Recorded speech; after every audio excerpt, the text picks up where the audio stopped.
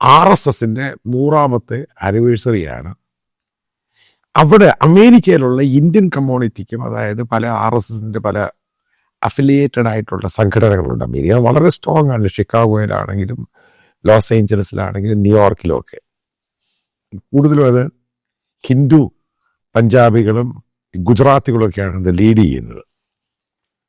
അപ്പം അവരുടെയൊക്കെ നിർദ്ദേശപ്രകാരവും Sergio Gorr പറഞ്ഞ പ്രകാരവും ഇന്ത്യയിലെ RSS, അമേരിക്കയുടെ അഫിലിയേറ്റഡ് ആയിട്ടുള്ള സംഘടന, അമേരിക്കയിലെ ഏറ്റവും അറിയപ്പെടുന്ന ഒരു ലോബിയിസ്റ്റ് ഗ്രൂപ്പുമായിട്ട് ഡീല് സൈൻ ചെയ്തു. കാരണം RSSന്റെ ഇമേജ് അമേരിക്കയിൽ തകർന്നു.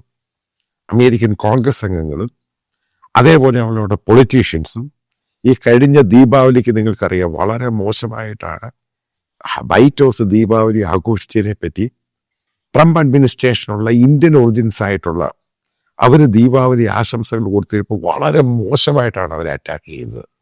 അത് ഭയങ്കര പ്രശ്നമുണ്ടാക്കി അവിടെ.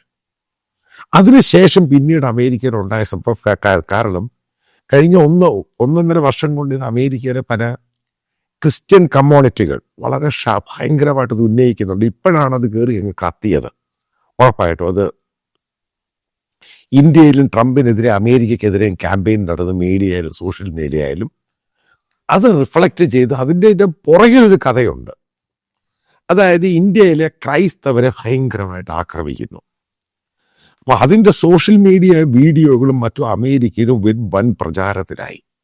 നിങ്ങൾ ആദ്യം മനസ്സിലാക്കേണ്ട ഒരു പ്രധാനപ്പെട്ട ഘടകം, ഇന്ന് അമേരിക്ക ഭരിക്കുന്നത് right wing Christian hard core ആയിട്ടുള്ള റിപ്പബ്ലിക്കൻ പാർട്ടിയാണ്.